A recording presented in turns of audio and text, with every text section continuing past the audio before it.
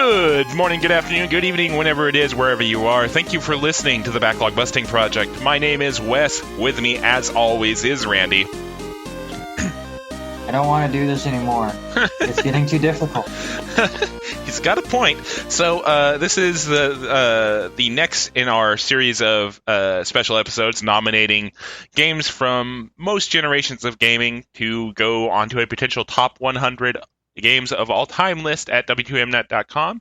As always, during this project, we are assisted by a member of the W2Mnet.com staff, and returning from the first episode this week is Robert Taylor.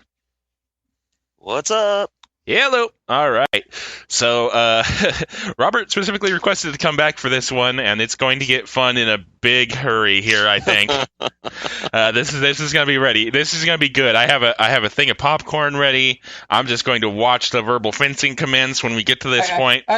Hold on. I just love the fact that Wes gets so excited when I'm getting ready to debate somebody that's not him. I know, because I don't have to deal with it, and it's amazing to watch people play verbal tennis back and forth. I mean, it's utterly terrifying when I have to do it because I suck at it. I know, because you can't volley worth shit, but it's going to be interesting. I can't do anything athletic worth shit. Are you kidding me? That's true. It's very true. But this metaphor got away from me. Anyway. Yeah, dude. So, all right. So this week we'll be talking about the PlayStation 1, the Nintendo 64, and the Gameboy Color. I'm pretty sure that's about all we were going to cover from this particular era of gaming. Correct me if I'm wrong. So, I mean, yeah, we. Huh? What? You were cutting out on my end. So what did you say we were covering? The PlayStation 1, Nintendo 64, and the Game Boy Color. And Sega Saturn, but not really. X-Men: Children of the Atom. Oh shit! Like literally the only Sega Saturn game I've played. Anyway, so yeah, so it's gonna get fun because I think we each probably have vastly different lists after some of the obvious ones. So let's go ahead and dive right in. And where do we want to get started, guys? Do we want to start with the PlayStation 1 or? Well, I think the majority of our games are going to come from the PlayStation 1, and I think with the last podcast, we waited for that debate till the end, so let's do that here as well. But yeah, PlayStation 1's a good place to start. Okay. Alrighty then. So, Robert knows what we're talking about. All right. So I guess we'll go ahead and get the obvious out of the way first. RPG-wise, Final Fantasy VII. Yes. I mean, really. I've made it known in chats with the rest of the group that I was not a big Final Fantasy guy growing up. I just didn't appreciate RPGs until I got older. Yeah. So that's why our lists are going to be quite different. Yep. However, I would be stupid to try to argue that does not belong on any top 100 of all time list, including the PlayStation 1. So that's a definite yes for me. Yeah. I mean, this game pretty much set the foundation for every RPG that came after it. I mean... no arguments. It's mind-boggling to think this game would not make a top 100 list. Again, just simply because it basically went, oh, hey... we're in 3D now. Here's how you do this shit. Yeah. Mic drop. You know? So, yeah. So, but that being said, though, the Final Fantasy series really kind of started hitting its stride late Super Nintendo into the PlayStation 1 generation. So we're also going to, I think we also need to throw out Final Fantasy 9 and Final Fantasy Tactics. Why the hate on 8? It's such a wonderful love story that makes absolutely no sense. You know, the funny thing is, if you're a fan of the project, which would be myself, Randy, and maybe Sean Garmer. My mom listens sometimes. Back when we first started, we did we both did articles about how the 5 games that really influenced how we looked at video games or shaped our interactions with video games in general. And Final Fantasy VIII made my list at number 5. And I said at the time, you know, that it's a personal love for me. And I'm not denying that it's a bad or not a good game, but is it top 100 worthy, especially in the face of Final Fantasy VII, Final Fantasy IX, and Final Fantasy Tactics, all deserving consideration? No. Okay, so here's my debate, and well, it's not really a debate, but my agreeance, because I don't think 8 makes the list. Mm-hmm. However, it becomes extremely close when you just look at Triple Triad alone. Oh God, yeah, Triple Triad is amazing. One of the best mini games of all time. But all in all, it was an okay RPG. You know, it definitely tried to hit the story a lot more than any of the others. Even though it got a little over the top and convoluted, and actually some of the fan theories makes the game better once we get into those. But let's not talk about fucking Squall is dead right now, please. Squall, he is dead. He was killed, and I love that theory, and it makes the game make a lot more sense. Oh, and Rhinoa is totally Ultimecia the entire time. Oh God, no! Abort! We're talking about the list here. But I don't think it's quite top 100 worthy. 9, I can understand. I had it in my for consideration pile just because it was kind of that love story to all of the older Final Fantasies, and I think it did an excellent job doing that. So I don't know how Robert will feel. We'll get to him in a second, but I think it could make the list. And Tactics, to me, it's if not the best in the genre. In that exact genre, it was the best at the time. Yeah. And definitely deserves consideration for the list as well. So the 3 that you mentioned, Wes, I have no problem putting on the list. Yeah. And I'm not going to argue with games I wasn't too into. So, I mean, about the only one I could possibly see falling off is Final Fantasy Tactics. Because, you know, it is a good game mechanically, but it's also a very good example of how translation can really fuck with a game. For good or ill. I mean, Final Fantasy VII is the same way to an extent, because, you know, this guy are sick, yada, yada, yada. You know, but Final Fantasy Tactics had it so much worse. You know, between, like, Blame Yourself or God and, you know, several other mistranslations, it was dire there for a bit. But, yeah. So, that was my first nomination, which turned into like 4. My bad. You get to stay quiet for a while now. Wes just filling out the list. Let's just do what Wes wants to do. Sure. Okay. I'm if you good don't want with that, that's 30. If you do that, that's 30 RPGs. No, I have some non-RPGs on here. But let's stick to the RPG foundation, and I'll throw one out there. And that's Suikoden 2. We did that near the end of our first run of the podcast. We both got stuck basically at the same part. I still need to go back to that one of these days. Yeah, but it's because we just didn't grind enough. We were trying to fit our 2-week window, and we just didn't have enough time. But I thought it's excellent. I loved the first one, and played a lot of that. That was right again. Final Fantasy VII, for those that haven't listened to the podcast before all of this, was my first real RPG. And even the first time I played that, I didn't like it. It just took a couple years. And then I was like, oh, okay, I understand the RPG genre now.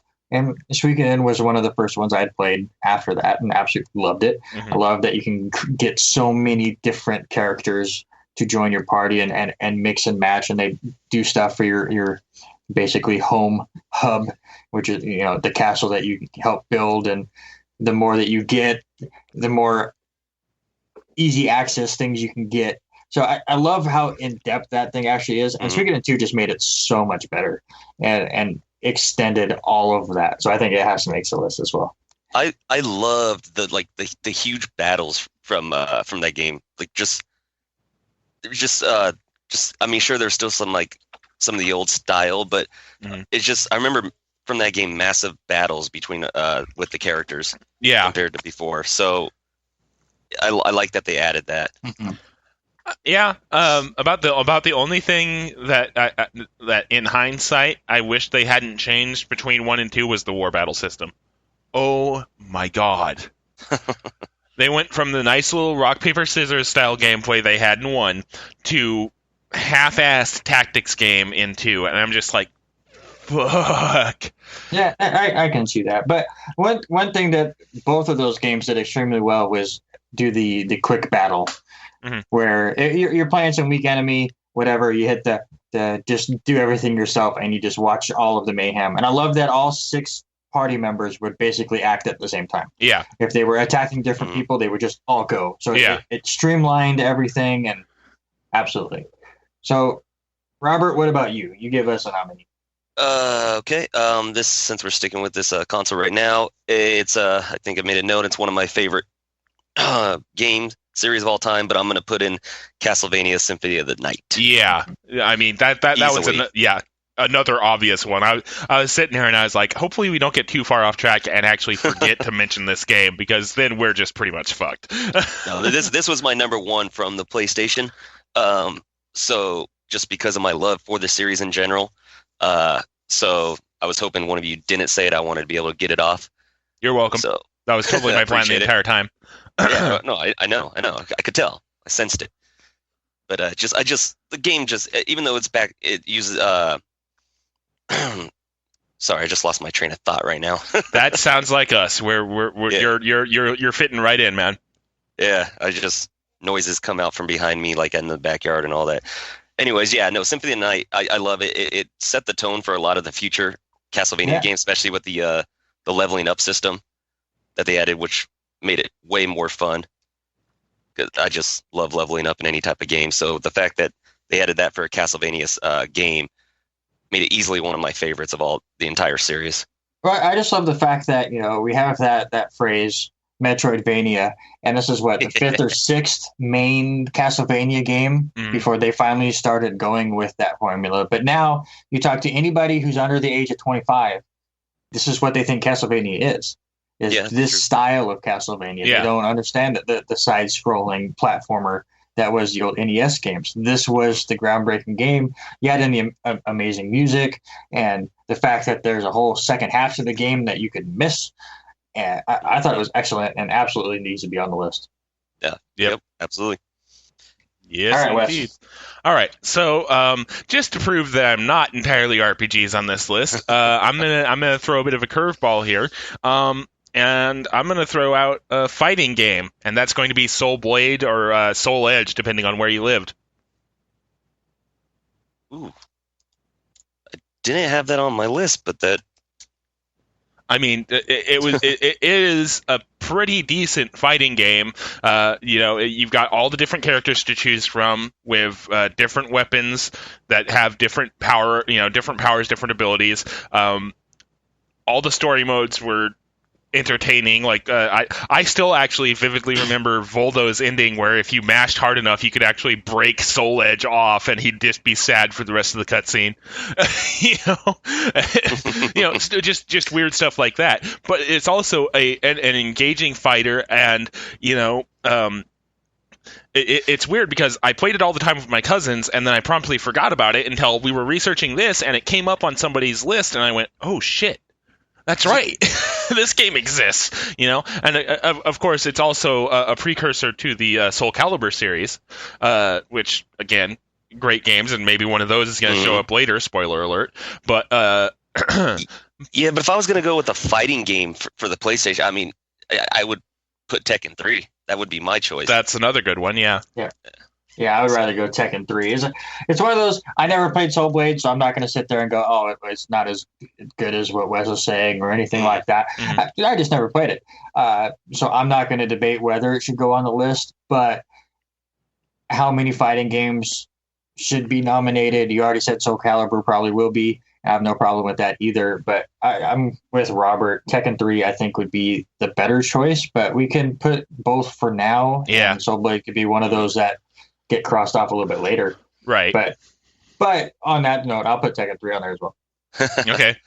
Well, that was fast. Robert, we're back to you. No, I'm kidding.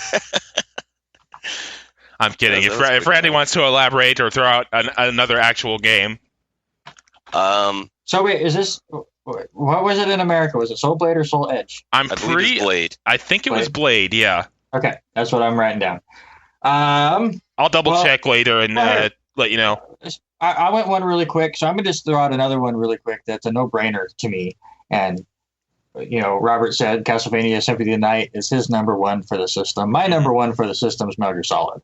Yeah. So just throw that on the list right now. Yeah. You don't really have to delve into it. We'll talk about it enough when we're talking about the top 100. It's going to make that list, but yeah. Metal Gear Solid. And again, spoiler alert, some of its sequels are probably going to make the list. At least one of them.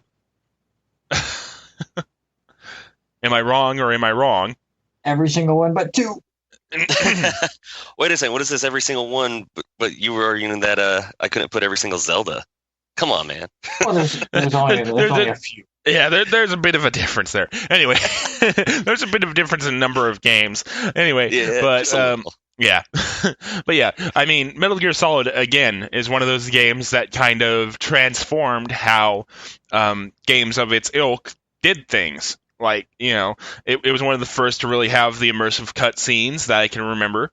And all of a sudden, after Metal Gear Solid did it, you started seeing it more often in other games. So, yeah, it definitely broke ground. It's still fun to play to this day, for me anyway. And yeah, it definitely deserves to be on there. All right, Robert. I'm going to throw out a game that is a sequel that vastly improved on the original, and I think this might be on all of our lists. I know it's definitely on Randy's. Tony Hawk's Pro Skater 2. Yep. Nailed it. Fucking nailed it. Yeah. With one of the best soundtracks to any video game ever. Yeah, great soundtrack. I mean, this is one of those games. I mean, we see so many kind of skating games and extreme sports games that have come out since these Tony Hawk games, but even the Tony Hawk games, to me, after 2, kind of they went downhill. Felt samey, or they just tried too hard. Yep. I mean, was the one where all of a sudden you could just run around with you're holding your skateboard. That's no fun. Just give me crazy jumps to come off of, a bunch of collectibles to find, crazy tricks to do, just over the topness.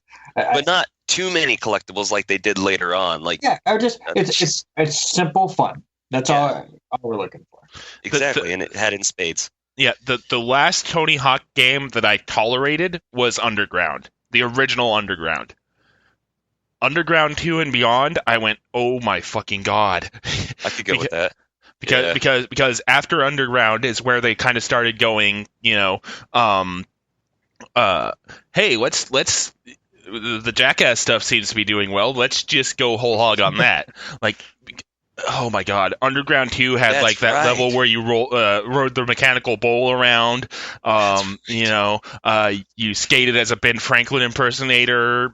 It was just like, what the fuck? But I mean, sorry, that's a discussion for next episode, because that's getting into the PS2 era.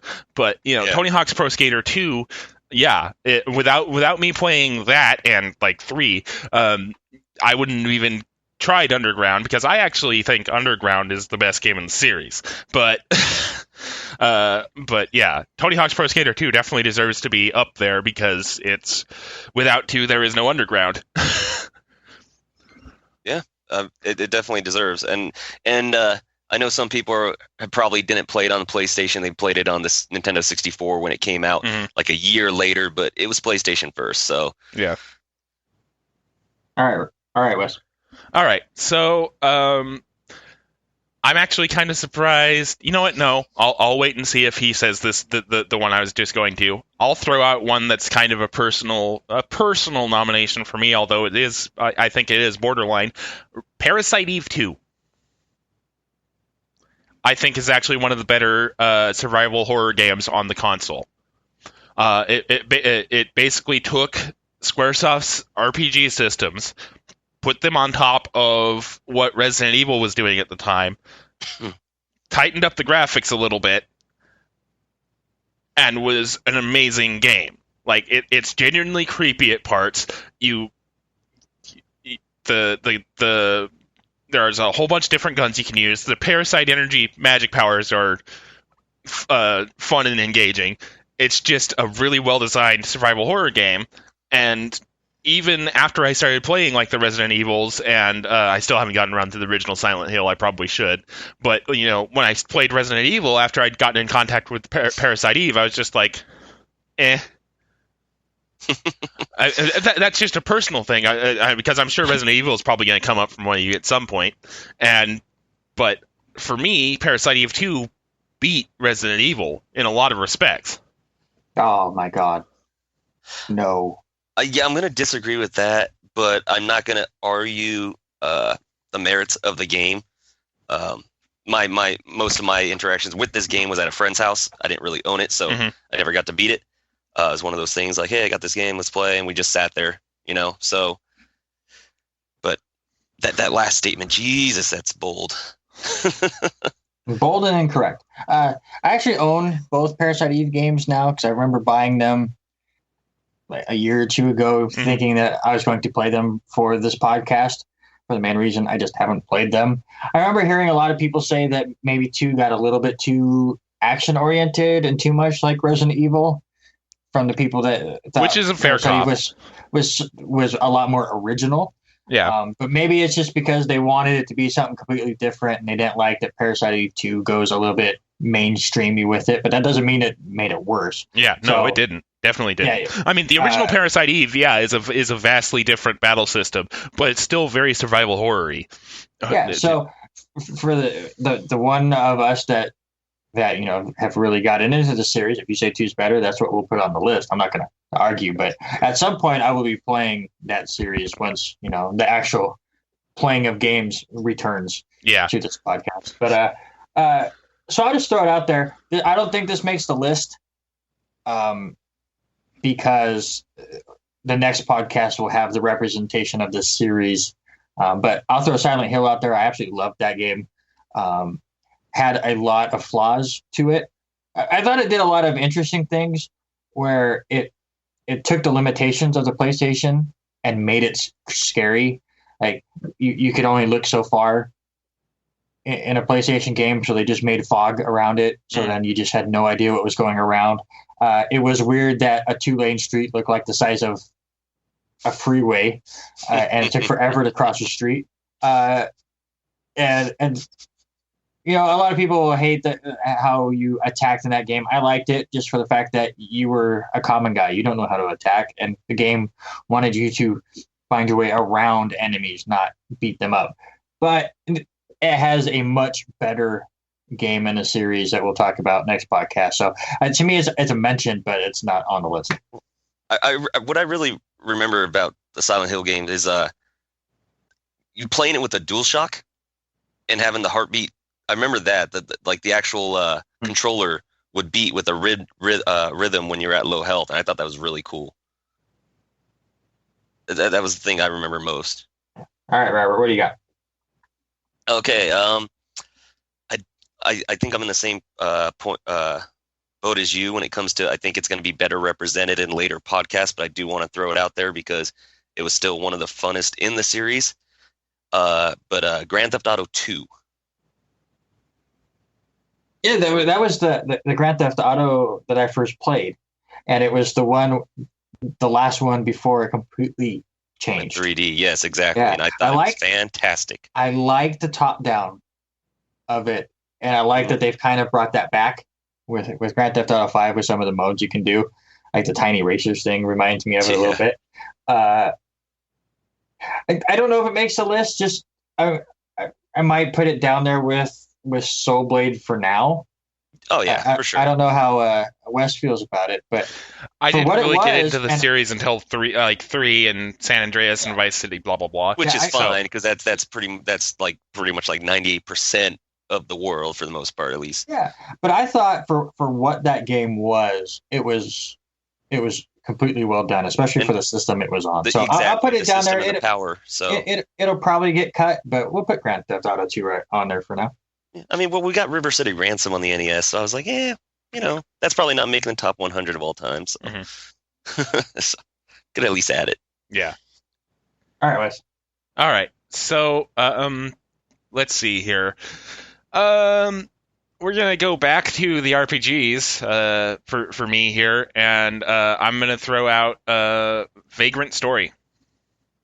It's a big consideration. That game, I love the battle system to it, especially now that you add in that it's technically in a Final Fantasy universe. Well, Matsuno seems to like go back and forth on that because I've seen conflicting.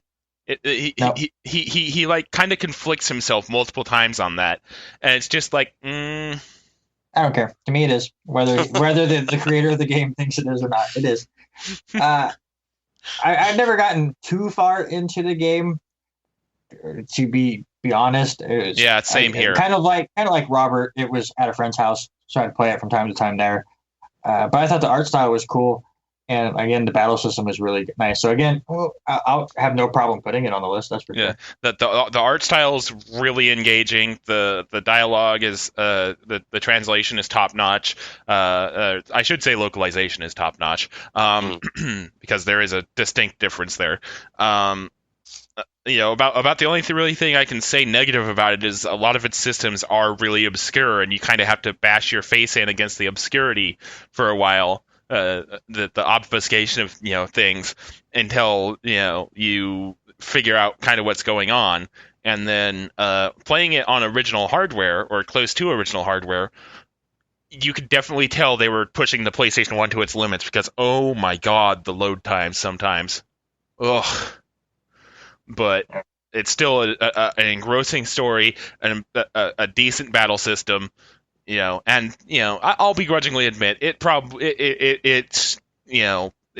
does have its ties to the world of Evil East, so that's a plus as well. Mm-hmm.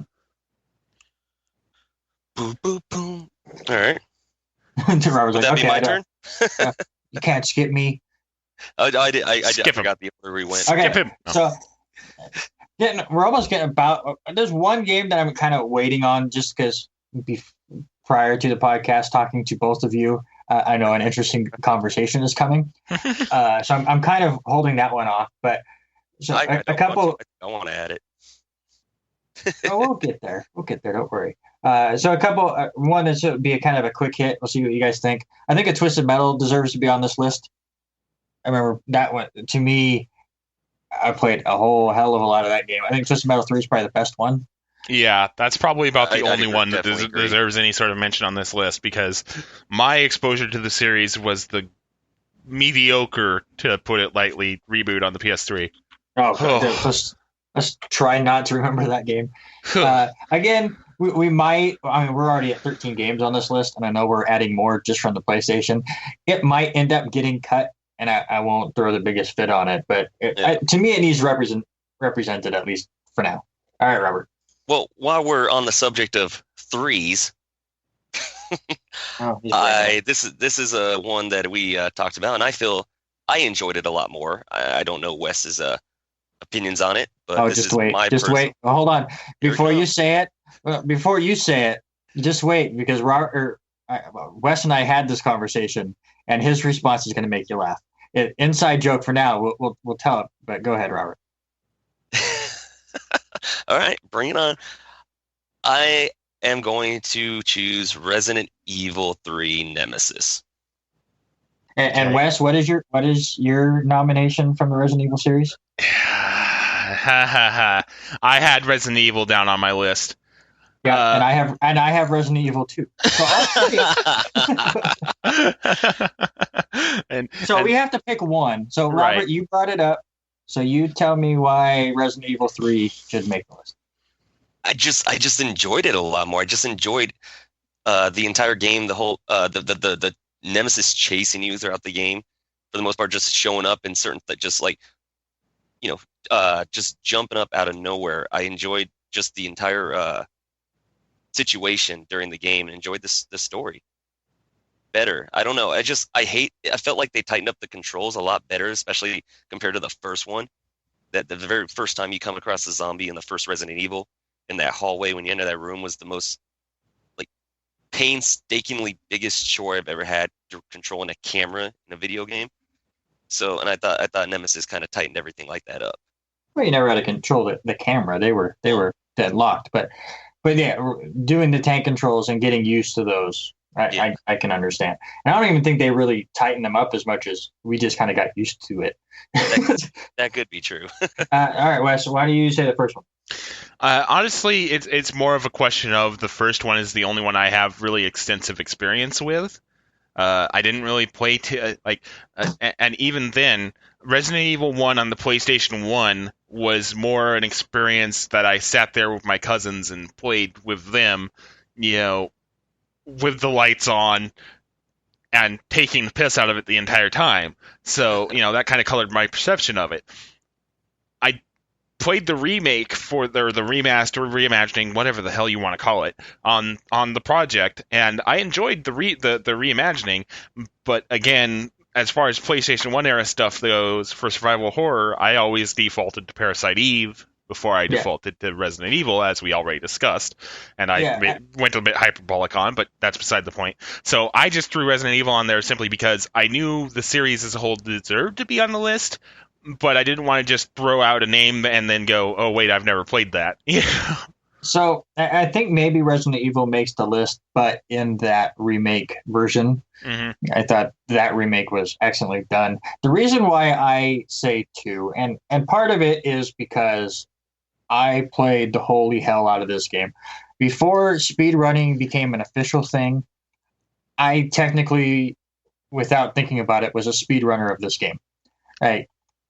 Me and a few buddies would sit for a weekend and see we were trying to get under the 2-hour mark without using any of the cheats and stuff. So, and we got damn close without learning any of the secrets that other people would later find that really took speedrunning seriously. So I have played this game inside and out a ton. The reason why I say it should be on the list more than 3, however, which I enjoyed 3 and Nemesis is great and I like that system. But to me, 3 was kind of a placeholder. It was the side game while they made Code Veronica just to make Sony happy. And it's true. No, but you go back and look at the history. I know. It's true. Again, they did a fine job with it. But the reason 2 makes it is because you had 2 completely different stories going on at the same time. And you can play them in whatever way you wanted. You could play Leon's story first, which, they both will take the same path if you play them first. And then, what is it? Claire, right? I'm going to blank on my Resident Evil character. I believe it was Leon and Claire in that one. I'm blanking on my Resident Evil character names at the moment, but you play her second or do it the opposite, and it changes things up. And you play them enough, and all of a sudden you can play as Hunk. You play as Hunk is enough, and then you can play as Tofu.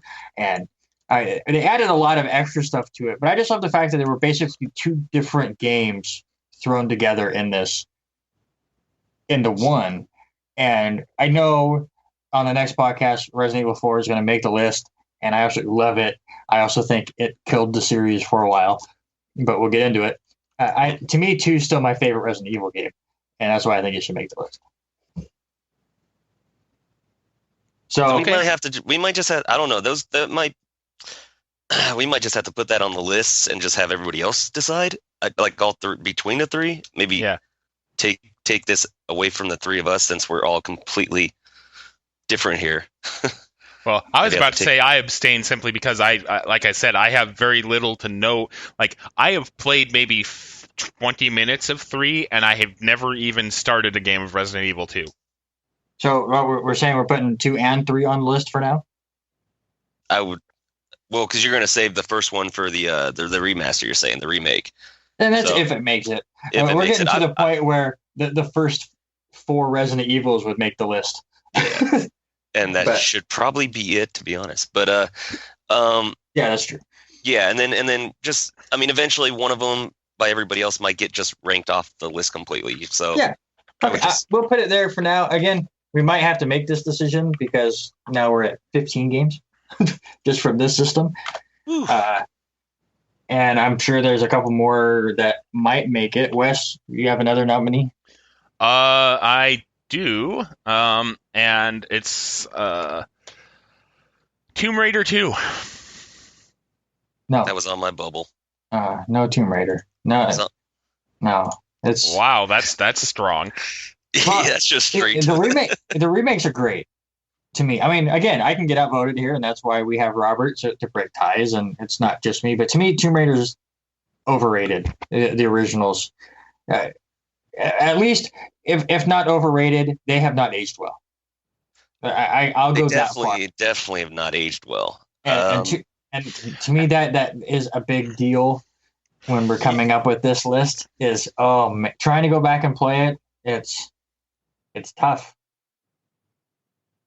I I was originally going to side with you on this one, Robert, where you kind of went, let's put it on there. But then I remembered a lot of this list is supposed to be games that stand the test of time, and by that metric, the original Tomb Raiders. And listen, I say that now. There's a game that we're going to get to later that might be blasphemy for me to say, and Robert and I have had this discussion. I'm going to have the same argument there. So not putting it on the list, is that what we're sticking with? There are 2 games that you said that about that we're going to argue about, and they're from the same damn company. Yep. Oh boy, this is going to be fun. Okay, so we go into a bit of a speed round here. We've talked a lot about PlayStation, and I have a lot still on my list. Yeah, let's go ahead and do a speed round. Before we move on, I want to throw out a game real quick that I think it definitely stands the test of time, even if it probably won't make it, but I definitely think it deserves praise because it was one of the funnest games for that system, and the entire franchise itself is one of the best franchises of all time. Mm-hmm. Worms Armageddon. See, when I think that series, I think the PC. Because it's actually one of my first experiences with like LAN gaming. Was playing like Worms Armageddon and Worms World Party in my networking class. And getting pissed off when somebody managed to kill my entire team with like either a holy hand grenade or the concrete donkey. Yeah. So I'll say this. We have a PC-only podcast at the end of this run. Let's try to save that for now. I'm not saying a Worms is going to make it, but we've already kind of congested the list for this generation. Then I want to say I love PlayStation. Then, well, okay. So I'll go. How about I have a bunch on my list still as far as considerations. You want me to just go through it, Wes, and we can just let's just go through. Let's just throw a few out and see what sticks. All right. So the one that's closest to me for making the list is Gran Turismo 2. I think that series deserves to be represented. 3 probably is the better fit, though. So I won't throw the biggest fit if we don't put it on there. I think A-Spec was great. But Gran Turismo, one of, if not the best racing games out there. Yeah. Sorry, right now, given when we're recording this, when I hear you say Gran Turismo 2 deserves to be on this list, I just think of that Sony exec that put his foot in his mouth about backwards compatibility. Because he was like, I was at a Gran Turismo event recently, and I saw all the games running side by side, and I looked at 1 and 2 and said, who wants to play this ugly shit anymore? I mean, he didn't say that in those exact words, but the sentiment was there, and it's just like, again, it's true. Okay, listen, we love these PlayStation games. We love the N64 games that we're going to talk about. A lot of the games you go back and play, they look like ass. Well, but they still play well. They still play great. I agree. At least a lot of these games that we're talking about, especially when Gran Turismo and Resident Evil, they were just done better in future titles. Yeah, and I think that's what he meant. They look like ass, and that's totally fine. But that's also their excuse to not bring back backwards compatibility, which I don't mind, because when they try to bring back backwards compatibility with PlayStation 3, the thing cost $600. They got rid of it, and they cut the price down considerably. So I'm okay with it. Well, to be fair, the backwards compatibility was because they basically had to shove the entire PlayStation 2 into the PS3 to get it to work, because they were ass backwards when they designed the PlayStation 2. Yeah. So there you go. The cell processor. Woo! Our speed round is not going very speedy. Yeah, sorry. But I think Gran Turismo probably makes it next time, even though, oh god, PlayStation 2 and Xbox, trying to cut that down to 30 games is going to be I was going to say, I wouldn't say 2, but 3 should definitely make it. Oh, boy. It's a PS2 game. So yeah, so I agree. Do we put a Crash game on the list? That's actually the one I was alluding to earlier when I said I was going to wait and see if you brought it up, and that was Crash Bandicoot 2. I'm on board with that. Okay, so we'll put Crash 2 on the list. Kind of the same area, the Spyro series. Anybody a big fan of that? No. Yeah, I wasn't a big fan. Another game I think should be considered. It's a game I played later on. Xenogears. Yep. Even if Xenogears Disc 2 is almost one giant cutscene because the team got gutted to go make Final Fantasy 8. Yeah. Which is another reason why people hate Final Fantasy 8, because Final Fantasy 8 gutted Xenogears. Well, a game that or a series that I have never really gotten into, but I know it has a lot of love, so I'll throw it out there and see. Maybe we wait for a different game, but I think an Oddworld game probably should make the list somewhere. God, that game was so beautiful. Like, it's looked so great. I mean, they're beautifully designed games, and they've got a really interesting sense of humor. But at the same time, I've never really looked at an Oddworld game and went, wow, I really want to play that. I've gone, wow, I really want to look at that. But no game has really made me go, wow, I'd really like to sit down and play that. The closest I've come to that is Stranger's Wrath. Okay, so we'll skip on Oddworld. Crash Team Racing is the one I put on here. Ooh, so a lot of people better racing games, I think, though. Yeah. I'm just okay, yeah. Ape Escape is one I know a lot of people liked back in the day. How it even made an appearance in Metal Gear Solid 3. Just saying. Yeah, but at the same time, no, I agree. We have 17 games on here. Yeah. And PlayStation has a lot. Soul Reaver is another one I never got into, but going through all my research, it has a ton. Yeah, Legacy of Kain. Yeah. Yeah. And then two more that I want to bring up before you guys can clear off your list. One is Tomba. It doesn't make the list. It had a lot of issues. If I remember right, Wes wasn't the biggest fan. I remember playing it. It wasn't that I wasn't a fan. It was just it definitely was a weird experience for me. And I'm not usually one that goes, that's affected by that. I mean, hell, some games I could bring up in my PS2 collection, or get way the fuck out there. But for some reason, Tomba, I was just like, okay, what even the fuck is going on right now? And one game that I think would have made the list, if not for one glaring issue, is Driver. You look at the later Grand Theft Auto games, and that's what Driver was. On the original PlayStation, they had that style. It wasn't the top down that Grand Theft Auto 2 was.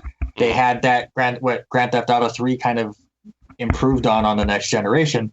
The only problem was you couldn't get out of the tutorial. I don't know if you guys have ever played Driver. I remember that. But you had a list of things to do, and you only had a certain amount of time to do it, and that time was almost tight. Impossible.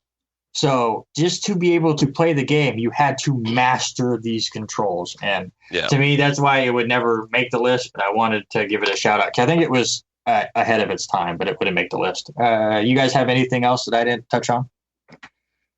I do want to bring up a game that probably won't make the list, but I thought it was addictively fun, and that was Parappa the Rapper. Yes.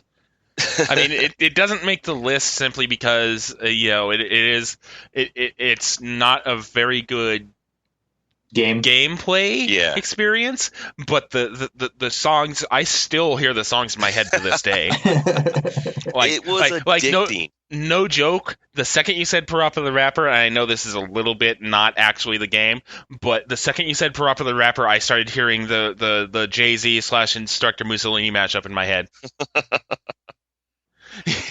Yeah, no, I get it's like, yes, but same with Jammer Lammy. It's a good game. The music's interesting, but gameplay wise, it's not a very good rhythm game compared to some games that came out later. But it's still a game that's worth experiencing. Yeah, they're games that are like, for people that have kids, understand, like when you're sitting there with that, even without your child, you're watching like Dora or something, and you're just sitting there like, why am I still watching this? Those are those types of games, like, why am I still playing? Mm-hmm. Because they're not very good, but you get hooked. Yeah. The only other game I have on my list is I think I have a bit of a personal bias against this game for a reason we discussed last episode, and that's Chrono Cross. I never got into those. Chrono Cross, if you remove the chrono aspect from it and just look at it as it's like it were its own game, it's a decent game. It's got an interesting battle system in the element grid and the stamina system. The 45 recruitable characters thing is a nice touch.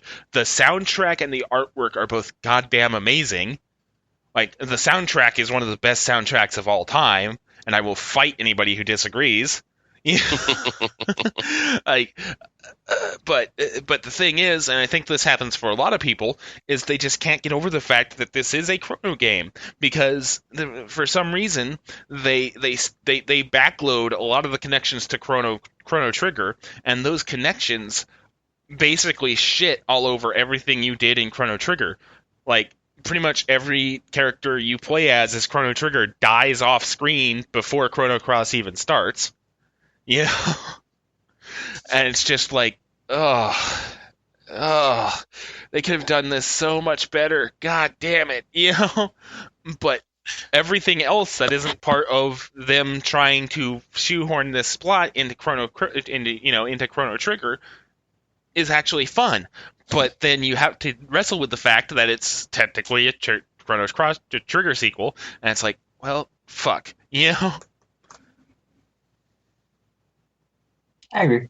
Never played it, but yeah, never got into the Chrono games, so I think that'll do it for the PlayStation.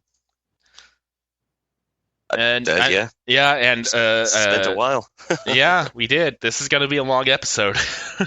It's okay. I like hearing myself talk, so I can't wait to listen to it. Let's do a quick one real quick. The Sega Saturn. To me, Virtua Fighter is great. The Knights games, I hear great things, but the only one I think deserves any kind of consideration. Never played it, but again, just doing research, I see it on a lot of lists. That's Panzer Dragoon Saga. Yeah, I can see that. Yeah, I honestly didn't interact much with the Saturn as a kid, so literally the only Saturn game I have extensive experience with is X-Men: Children of the Atom, which was good. Which is a good fighting game, yes, and it's a very beautiful fighting game too. It's one of the it's like all 2D and just gorgeously animated. But top 100 games of all time, no. Yeah, that's what I think about the Panzer game too. But. Yeah, and then with the Saturn though, the only game I remember mostly playing on that one was Shining Force 3, which was fantastic.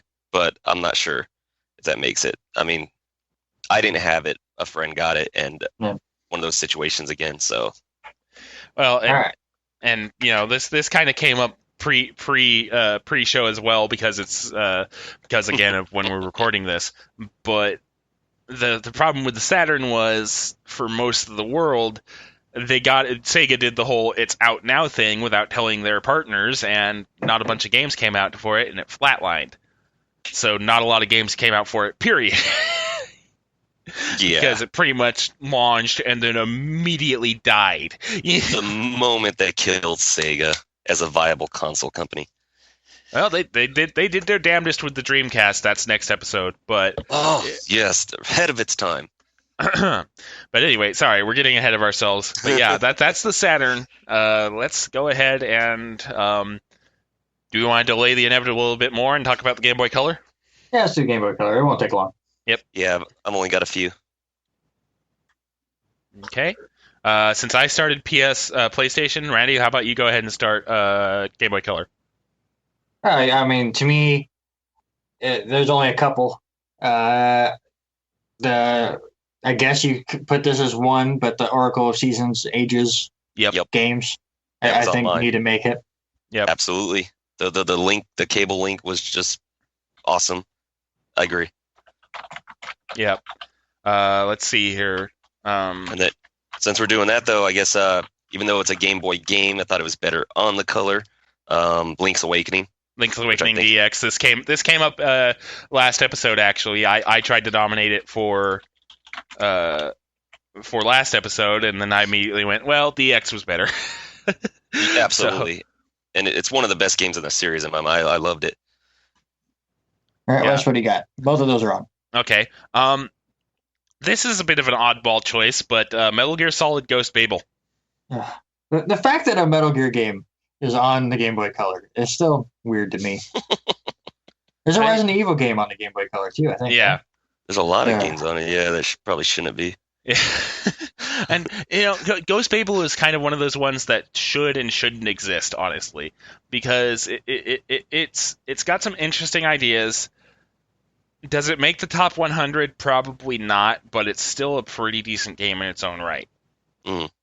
Oh yeah. I just wanted to throw it out there where we're talking about Game Boy Color games. What about Wario Land 3? Wario Land 3? Which was a fantastic game. Just in terms of gameplay, not sure. Definitely not top 100. Yeah. We're going to be having to sit and cut. That's all I know. But exactly. We can just cut that one now. You got anything else, Robert? No. In terms of for this list, no, man. The Oracle games, Link's Awakening, Wario Land, those were basically it. I put the Oracle games together as one. Yeah, even though they're two separate games. Yeah. So when I said earlier there's 3 games, it was Awakening, the Oracles, and Wario Land as well. 3. Mm-hmm. Wes? Let's see here. I'll just kind of rapid fire because I have 3 other entries on Game Boy Color, and I'll just rapid fire them real quick. Pokemon Gold, Silver, Crystal. Over Crystal. Ooh. No, Gold, Silver, / Crystal. Oh, I thought you said I'm doing the same thing you did with the Oracle games. Yeah. Okay. So honestly, if we're being honest, I'll just go ahead and just bottom line it and say Crystal. Yeah. Okay. Should we put that on the list? I think that's before Pokemon went over the top. So I would put Crystal on the list. Yeah, I'd go ahead and put Crystal on there. And hey, Gold and Silver, it got announced a month ago that it will be coming out on the Virtual Console for the 3DS. So yay, Gold and Silver, I guess. Yeah, but yeah, pick Pokemon Crystal. Yeah. Sticking with Pokemon real quick, Pokemon Pinball. No pinball game will make a top 100 list. Damn it! Unless we're doing Sonic Spinball. But we kind of missed the boat. Yeah, we missed the boat on that one. Yeah, right. And then the only other one I have, and this is simply because I saw it on pretty much everybody else's list, is Shantae. Yep, I saw that a lot too. And the funny thing is, I have 2 of the games that got ported or made. I don't even know a lot about this series, but I have 2 of the games on the PS4 that I just haven't touched. I didn't realize it originated with the Game Boy Color. I'm guessing that's where it mainly started. It's a series I know very little about, but the little bit of gameplay I've watched looks excellent. I don't think it makes a list, but it's definitely a series that, Wes, you and I need to keep on our radar as far as backlog projects down the road. Oh God, I'm kind of dreading / anticipating when we get back to playing games here. It's going to get interesting. Anyway. At least when we come back to starting games, they're all going to be coming off our top 100 list. So they should be good. Yep. All right. So we have 20 on the list and 1 system to go. Should we start should we get Bruce Buffer in here real quick for this? Not quite yet. I think we have a few other games we need to talk about before we get to the main event, as it were. Robert, you want to go ahead and start us off for the Nintendo 64? Okay, I'm going to pick what I think is the best game, the best game on the Nintendo 64 personally, because it is better than its predecessor, even though that's not very popular. It's gaining a lot of traction lately, though. The Legend of Zelda Majora's Mask. Whoa. I will defend till the day I die that it is better than Ocarina of Time, because Ocarina of Time, aside from the Water Temple, is simple. I'm waiting for Randy's explosion here. No, it's not an explosion, because Robert and I actually talked about this before, and I'll stick with it. Wes and I were going to start bringing back this podcast with Majora's Mask, and I just could not get into it. Mm-hmm. I mean, yes, it's 20 years later, and it is very, I don't want to say convoluted because that sounds like a bad term. It's very in depth, and there's a lot to that game that I just wasn't putting my head around when I was sitting trying to play it. And I know deep down I wasn't really even giving it that much of a chance. So I know it absolutely makes the list. And I get that argument too. That's like what a lot of people's problem was that it was kind of like Legend of Zelda 2 strain, it's just from different. From what came first, but the game was kind of at times frightening in terms of the story when you really think about the scope. It goes a lot a darker tone, and I will say, I know a lot of people say Ocarina of Time is the greatest game of all time. I don't. I think it's not even the best game in the Zelda series. I think it's just a Link to the Past with 3D graphics. So you saying you liked Majora's Mask more, I'm not going to freak out about. I will get more in depth to it because they're both going to make the probably top 50, top 25. And let me just say the best reason why it's better than Ocarina of Time is no Navi. That's true. You still have Tattle though. Yeah, but Navi, Jesus, we'll get into that. But no, we don't have to, because listen, the one thing that, Ocarina of Time makes a list as well. I'll just nominate that now. We'll break down the games more, because we'll have the podcast where we reveal our top 100. Both of these games not only are making this list, they're going to make the top 100 on everyone's list that does the voting. But both of those absolutely make the list. I'll throw another one out there that's absolutely making the list. That's Super Mario 64. Yep. Yeah. Absolutely.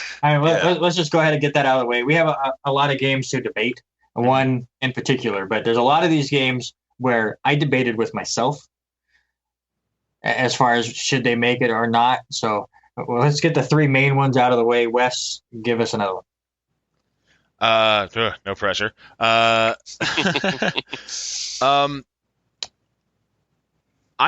This probably isn't going to be one of the three you're talking about. I'm going to go ahead. We did the three. We've done the three that are absolutes now. Oh, okay. Absolutely. I thought you were trying to say there were two I was missing, and I'm like, oh god. No. We've done. There's two that we're going to go back and forth on. Okay, so I'm going to go ahead and throw one that's probably going to get a little bit of pushback, and that's Donkey Kong 64. Absolutely no pushback for me on that one. That's on my list. Because it's definitely the point at which Rare kind of became synonymous with collectathons, even more so than Banjo, is because what is it, like 6 members of the DK crew? Oh God, I just started hearing the rap in my head. Don't do the rap. Shit. No, Samuel, don't do it. But each one of them had their own distinct collectible in each of these sprawling levels to go collect, and it's got a bit overwhelming at times. And it's the game that made the expansion pack a thing for the N64, which I don't know whether that's a good or a bad thing, but Honestly, I've never played it. I've heard great things. Both of you seem to love it. I'm not going to argue at all. And honestly, to me, this is the game that really like took Rare and made it like, Rare, hell yeah. This is like what people were like when they think about what's got Rare its acclaim, like the start. I think this is the start of their acclaim. What about Banjo? Didn't Banjo come first? Yeah, I mean Banjo was good, but this is when they're best. but this is when they're like, Rare in my mind. And then Ukulele, which was good. Well, I'm doing Banjo-Kazooie out. I'll just go out there right there. I don't think Tui makes the list. I think Tui would have made the list if they could have figured out the best way to do that whole stop and swap thing that didn't quite work out. The reason why the stop and swap thing didn't work out is because Nintendo updated the Nintendo 64 in the middle of the life cycle. If they had made the Nintendo 64 faster, the stop and swap would have worked. Yeah, absolutely. And it still would have worked, but you just had to be really fast about it. And then you would have damaged consoles and games and stuff. But that's why I think Tui doesn't make the list. But to me, Banjo-Kazooie, it's going to be maybe a little controversial. I thought, to me, I enjoyed Banjo-Kazooie more than Super Mario 64. Super Mario 64 is the better game, but personally, I like Banjo better. There's nothing wrong with that. But so the first Banjo makes the list? Yes. Absolutely. All right, Robert, you're up. Since we're saving the main event, yes. This is getting so much hype, and people are going to be like, "Oh my god, what are they talking about?" So and then it's just going to be like, "Oh, what the fuck is even going on?" What are they talking about? What are they talking about? Supercross 2000. What are we? Here we go. Jet Force Gemini, Quest 64. Oh, well, let's just Superman 64. Oh god. Let's just get this one out of the way. Yeah. WWF No Mercy. Absolutely. Oh shit. Best wrestling game of all time.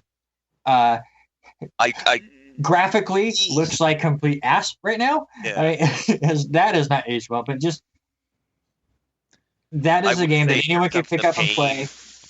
Here Comes the Pain kind of surpasses it a little bit, but that's next episode though. Yeah, that's Here Comes the Pain is PS2. I was actually going to throw the original SmackDown out there as a counter argument because that is this generation. And that's no argument. But No Mercy is just superior in every single way to both of the SmackDown titles on the first PlayStation.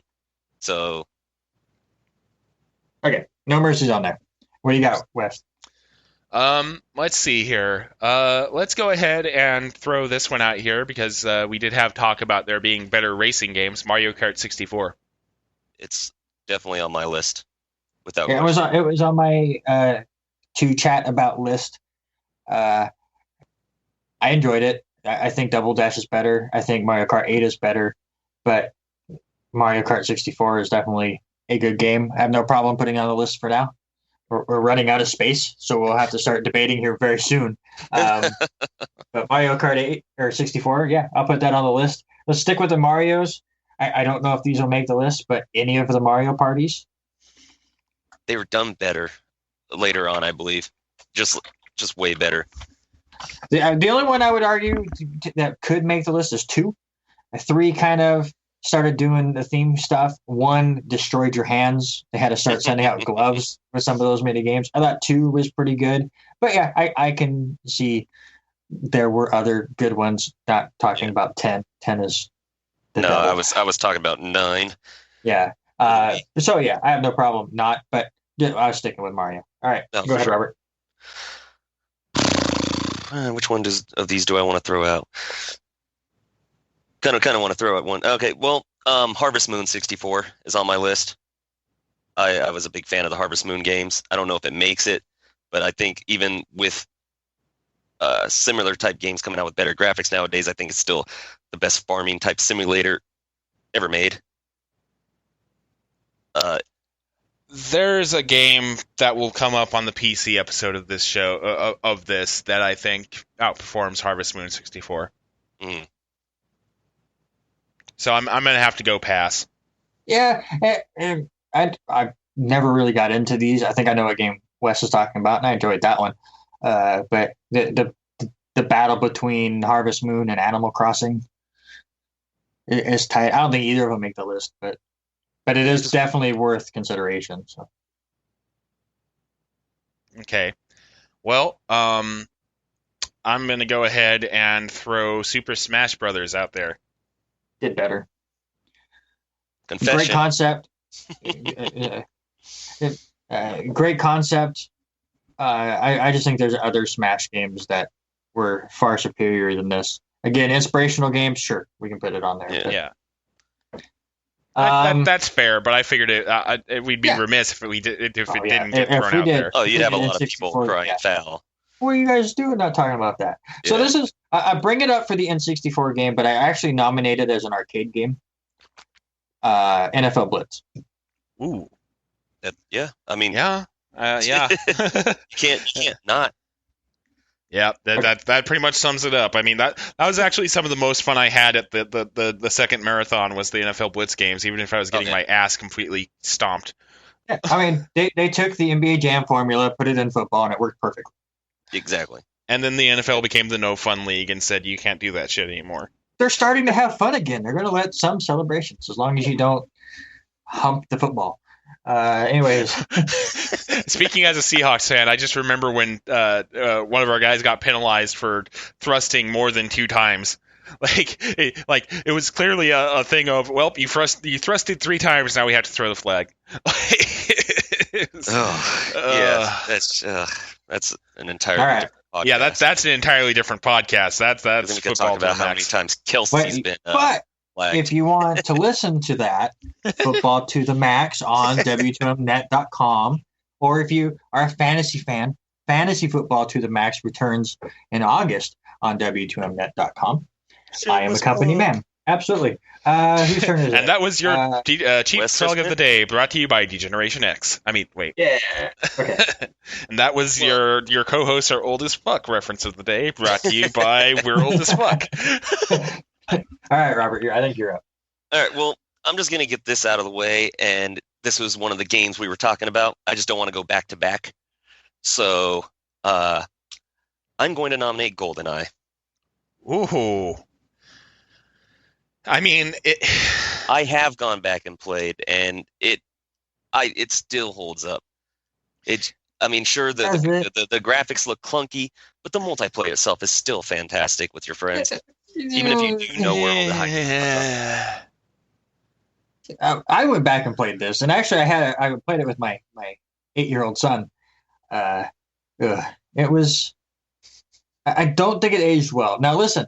I'm not going to throw the biggest fit if we put it on the list because it's so widely known as like the birth of these kind of games. Mm-hmm. And again, if we're doing inspirational, this thing's probably a top 10 game of all time. It's tough to say that it's held up well. I think Perfect Dark was better, which is on my list as well. But it didn't have the multiplayer aspect down as well as the GoldenEye thing did. But it had bots. Yeah. So I don't know if either of them end up making the list. We have 2 spots left open. And we have a few more games that are going to be considered. And there's a few games that we can take off. I mean, where we just kind of threw them on there. So I'm not saying, oh my God. So I wouldn't put it on my personal list. If we want to put one or both on, I'm not going to throw the biggest fit, but I don't know how you feel, Wes. I would probably say Perfect Dark, if anything, but that's a very weak kind of recommendation. It's just, yes, and again, the argument is we're talking about games that hold up well to this day. I don't think either of them do. And this might just be me talking because has been established in previous iterations of this podcast, I'm not the biggest first-person shooter guy. I didn't really like the original GoldenEye. Yeah. I don't know if I need this type of negativity in my life. I thought that was me. Yeah, I was just like, well, I'll leave it up to Robert. Well, no, we gotta go majority on this, man. I'll go with the majority. I'll just ask you, if I say that we can only put one on the list, then I'm gonna put something else. No, out of these. Oh, one of those two. Out of GoldenEye or Perfect Dark. Perfect Dark, I think, had the better single player. GoldenEye obviously had the better multiplayer, and I thought, and honestly, the multiplayer is what sold it. So yeah. I would pick GoldenEye. Okay, so we'll go GoldenEye. I think it's going to get represented well in the group again when you start getting some of the people that we have doing the voting, and we're all similar ages. We have a few younger people that I don't even know if they want to. They haven't shown a lot of interest in being part of this project because they probably never played anything from the first podcast. That's true. So it's going to get a lot of nostalgia factor, and I think if one of those two games is going to make the top 100, it's GoldenEye. So we'll put that one on there. All right, Wes. All right.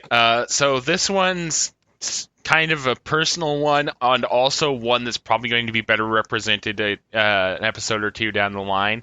Paper Mario. I knew where we were going. Yeah. Yeah, I think it's represented better later. Again, a lot like Smash Brothers, the N64 started a lot of franchises for Nintendo that have become mainstays. Mm-hmm.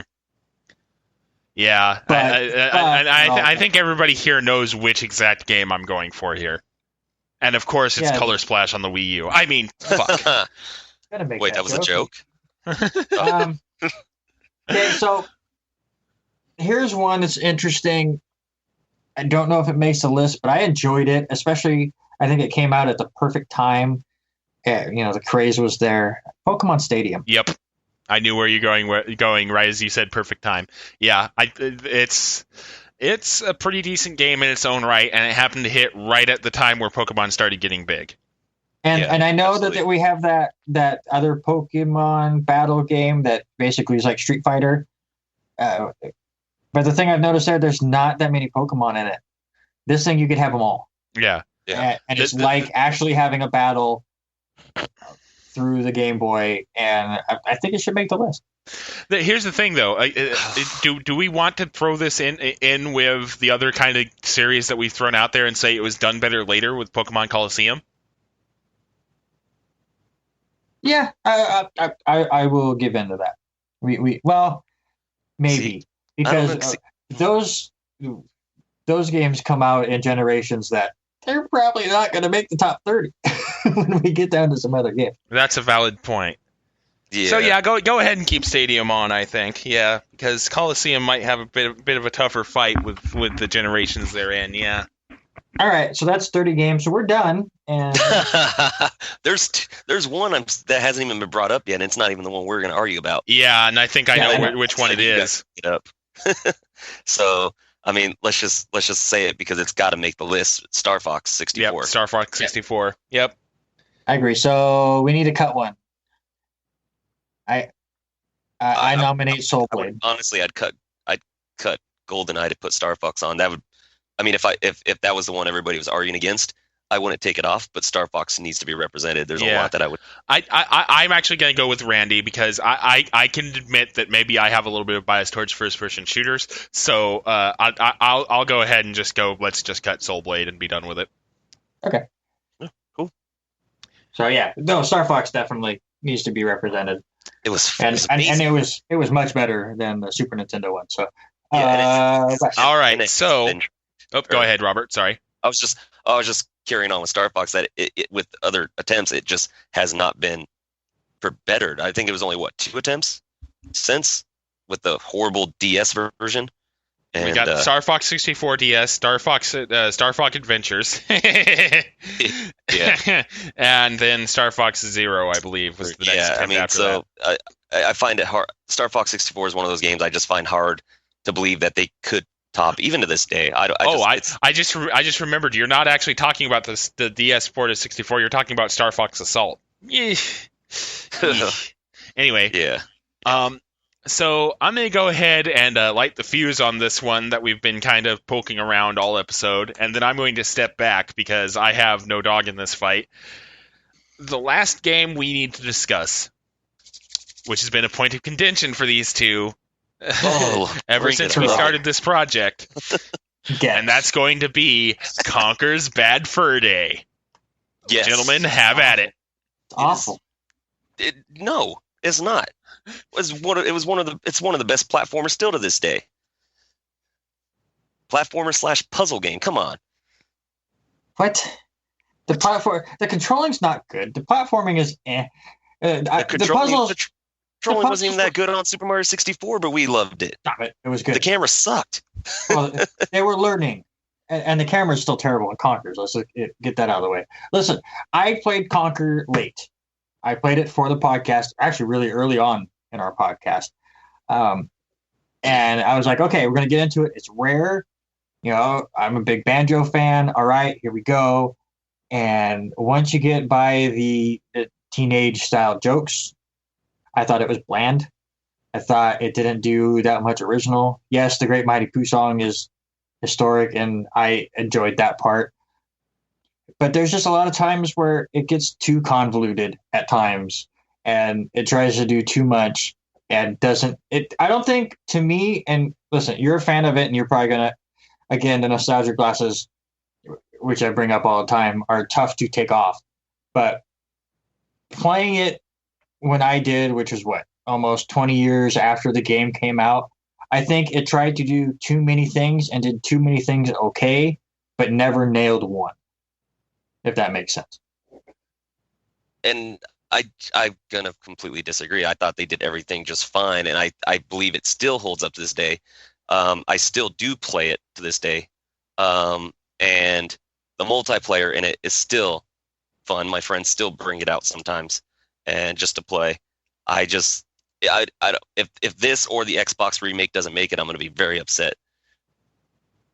Well, the Xbox won't, the remake won't make it. Not again. It's the same thing that we had this discussion about for this last week because we've been waiting for this moment. Yeah, I know that I'm probably in the minority of people with Conquer, and it can make the list. I have no problem with that. It's the same thing with Earthbound. Just because I don't like a game doesn't mean it can't be considered one of the top 100 games of all time. But I knew we had so many great games that we were going to bring up that it was going to be tough for Conquer. It's going to be even tougher if you're looking at the remake on the Xbox with the PS2 and the GameCube and stuff. It's going to be impossible. Oh no, I'm gonna choose this one. I was just saying one of them's gonna make it. So that's what I'm saying. It's we've been setting this up as a big knockdown drag out. I have no problem. That's the thing. I have no problem making the list. I just don't think it's very good. It's an average game. I'm gonna disagree and say it's one of the top ones on the Nintendo 64.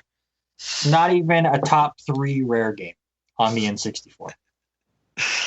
Oh God, you're killing me here. That's going to be a personal disagreement. I would rather play Earthbound. No, that's not canon. No. Did you just almost say that's not canon? You fucking nerd. I mean, if people, I'm so proud of you. No. If people don't want to rank it very high, that's their prerogative. I believe this is one of the best. Personally, this is one of the best games ever made in terms of fun, enjoyment, and gameplay. You're going to put in your top 10, aren't you? No, but we won't go. There's so many games coming out in the later generation, and knowing me, man, my top 10 is probably going to be nothing but Legend of Zelda games. That's hyperbole, but a lot of them will make it. But it's definitely top 50 for me. Again, I understand. I mean, it's not as much like the Majora's Mask where I just didn't get it to me because that one I just didn't delve into it. With Conquerors, it was just, I don't know, it just felt clunky and I was expecting more, I guess. It's the same thing with Earthbound. And not to delve into the Earthbound thing, but it's the same concept where it gets hyped so much that if you didn't play it in that generation, that's all you've heard is the hyping. And then when you play it, it's never going to live up to that hype. Which is fair, completely fair. So not a lot will, but that's fair. Yeah, no problem putting it on the list. But I'm not going to say it's going to make my top 100, that's for sure. But I'll throw it out there. McQuieton over there got to say? Like I said, I lit the fuse and stepped back from this because I don't have a dog in this fight. I haven't played Conquer at all.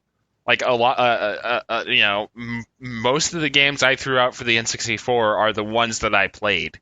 You know, so basically, all I know of Conquer is what Randy told me about on the podcast, and of course the Great Mighty Pooh song because that shit's iconic right there. Literally that shit is iconic. So Wes, you hatch a baby dinosaur and lure it to get murdered so you can move on to your next part of the level. There's so much more than the Mighty Pooh song, so I'll argue to the death for this game. All right, Wes, so this is your job. You need to look at our list of 30 and take one off for Conquer. Since you're the one that's not battling here, you get to nominate the game that we take off. Where's the list again? It's not linked. God damn it. Rip. Oh, I love how the link is the same thing that we've been using for the whole ranking the whole time. It's not anywhere on my thing. What the hell? Oh, the doc? Yeah, because Wes is so afraid to actually start ranking his games. He has no idea where it's at. Even though I said before we started the podcast, I'm just going to throw. You can't see me right now, but I just want you to know I'm throwing up the double middle fingers. But I'm used to that, and that's okay. That's pretty much my. So Wes, go down to Generation 5. Yeah, I'm there. All right, now pick a game. Yeah, watch out. I will kick you in the face again. It's happened. You can't jump that high anymore, old man. Yeah, I just have to wait for your sitting to be sitting. Well, no, because you tried to kick me in the face while I was sitting, and I quote, you tore everything in your ass. And I still have the video footage of you saying that, so don't fucking push me. It's true. It's true. All right, pick a game, goddammit. Oh God. You know. This is the part that I knew was going to be difficult. Yeah. I don't know. I got two that I would pull. What would you say, Robert? Just because it could also be put on the list later on for PC podcast, and then also because it just was done way better. I mean, I would pull Grand Theft Auto 2 to put Conquer on there. And, yeah, that's true. Twisted Metal 3. Yeah, I had Twisted Metal 3 as one of my two, and then the other one was... where was the other one? What the fuck? I had it and I lost it. Holy shit. Tekken 3, because that's been done better. Tekken Tag Tournament. That's also a good point. Actually, no, now that I think about it, I might have been right there with Robert and had Grand Theft Auto 2 and Tekken 3... Twisted Metal. Twisted Metal 3, sorry. T3. But again, Twisted Metal, I think, just gets on there for me because I also never really found a car combat game that I really appreciated. Unless we're talking about WWF Crush Hour. I mean, no. But then again, that is one of Randy's nominations, one of the games he wanted on. So, and I chose Grand Theft Auto 2. So I don't know. Maybe it might be only fair to leave his on there. Okay, I'm okay with that. Yeah. Okay. All right. So see, for everyone that's going to be listening to this and going, Randy's an asshole. All he does is argue with people about games, and he's completely wrong. For the record, I have argued 2 games, Earthbound and Conkers. I've allowed both to be on the list. Fair and wise is me. You're so kind. Thank you. And humble too. Yeah. Just. All right. So we've gone through the big game. And we do have our 30, and it's tough. There's a couple games that you guys have mentioned, Tekken and Twisted Metal, that could get knocked off still. So I have a few more games that deserve mentioning for the N64. As do I. We'll see what you guys think, whether they allow or not. The Cruisin' series. Probably, again, if it gets nominated, the arcade game. Yeah, I was going to say, I enjoyed those more in the arcade form. Yeah. But again, this is still this generation. The Turok series, I never got into, but I know it's popular. A game that's not going to make the list, but I remember playing a lot of, was the Gex series. They were fun. They were okay. Again, not top 100. But the two that are interesting to me, Pokemon Snap, which I don't think makes the list, but I love that game, and Diddy Kong Racing.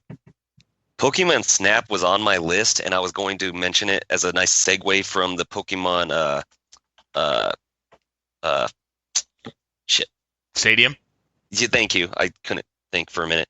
And as a segue from the Pokemon Stadium nomination, because during that time, at least for the N64, that was the Pokemon game I had the most fun with.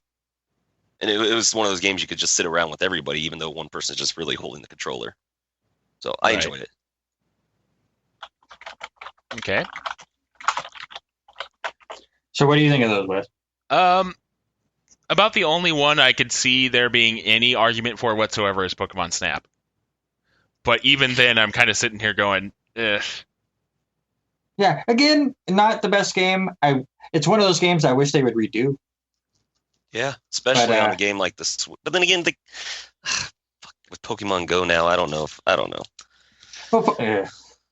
the thing with Pokemon Snap that was so like if you've never played it and you just watch videos, yeah, whatever. The thing that was so great about Pokemon Snap was trying to find the secret ways to get the other Pokemon.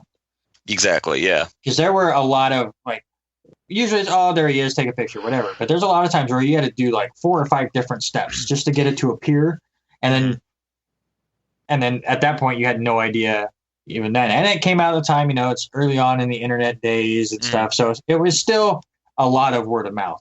So it was a lot. Again, why it's not a top 100 game, but we wanted to bring up was those days where you're at the playground or at school going, oh, I got a great picture of this guy. Wait, what? What are you talking about? Or going to Blockbuster and getting your pictures printed, because that was a thing you could do back in the day before your technology went crazy. So I get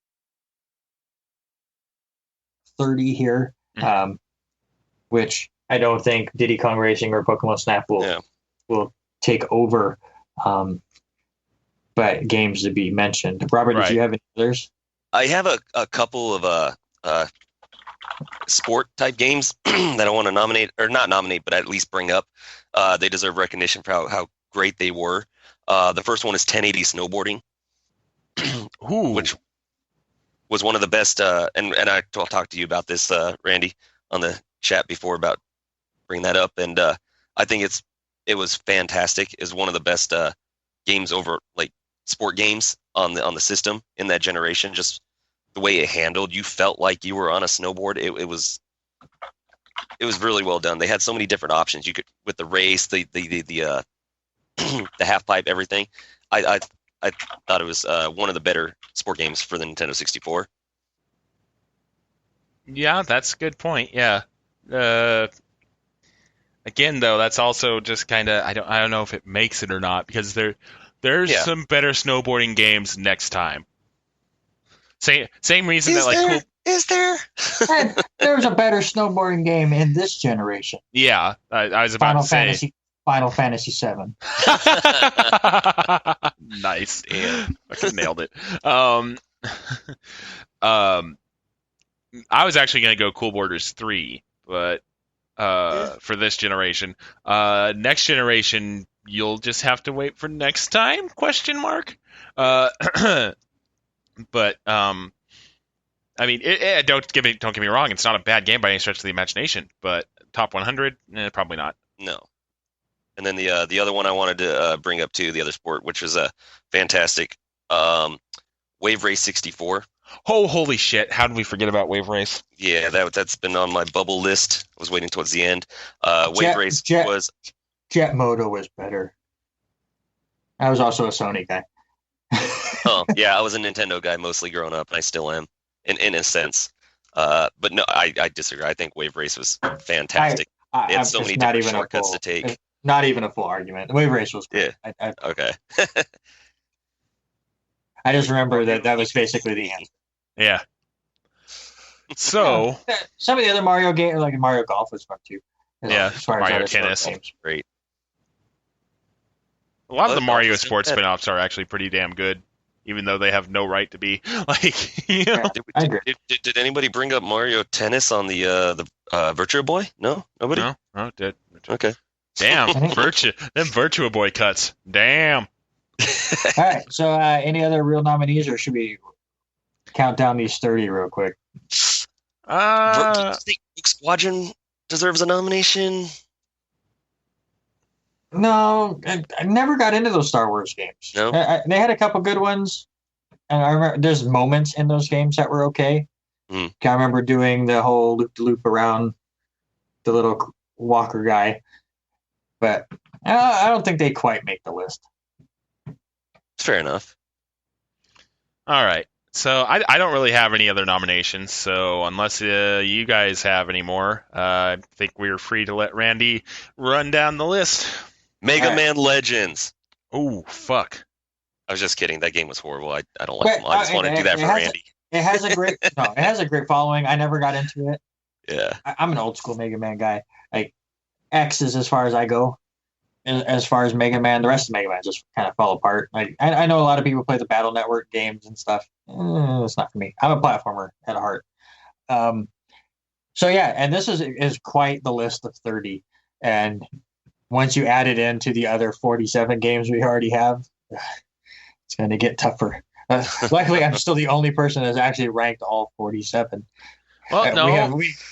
Now, Sean, Daniel, and Mark right now have their NES list and they have their 16-bit list. They have not combined them yet. Oh, okay.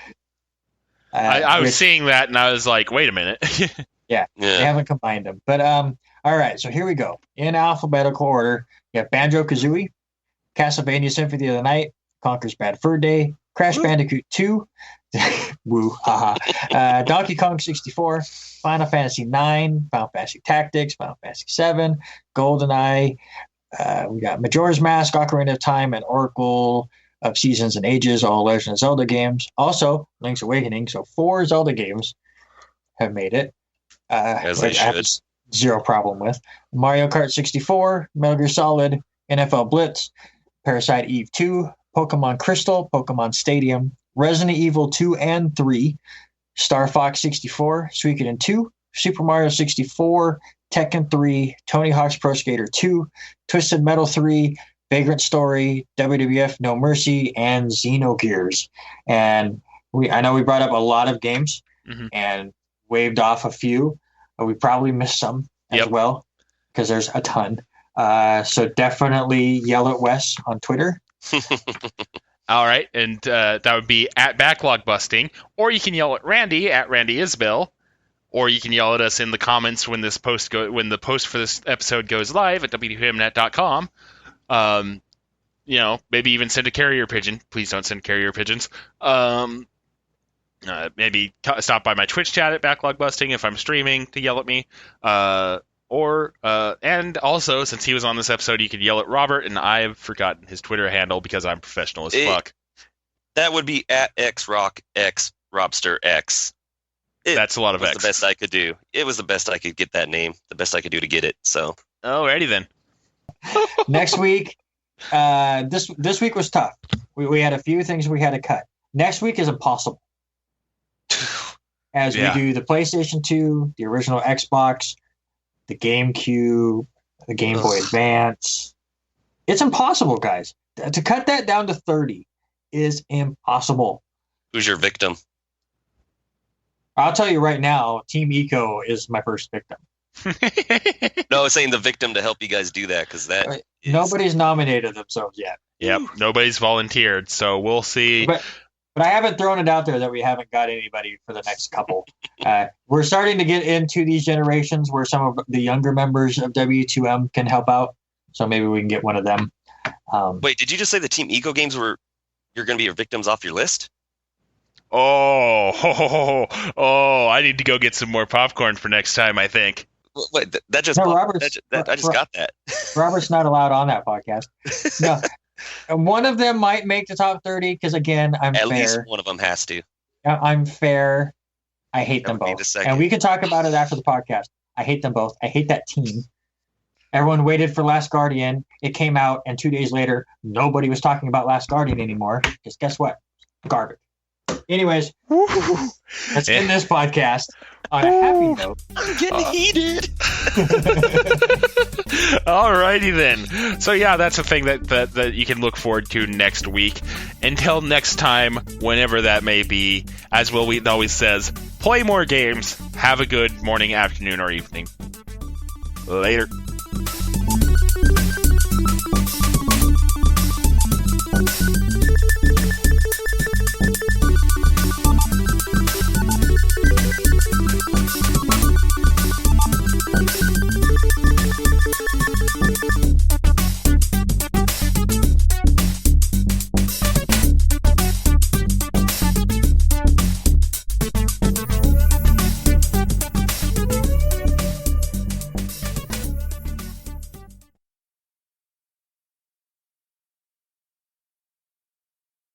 Anyways, either way, get this going. We have a lot of yelling to do. Not really. And I have a lot of virtual popcorn to eat. Are there clouds outside? Fucking nailed it. Holy shit. Oh my god.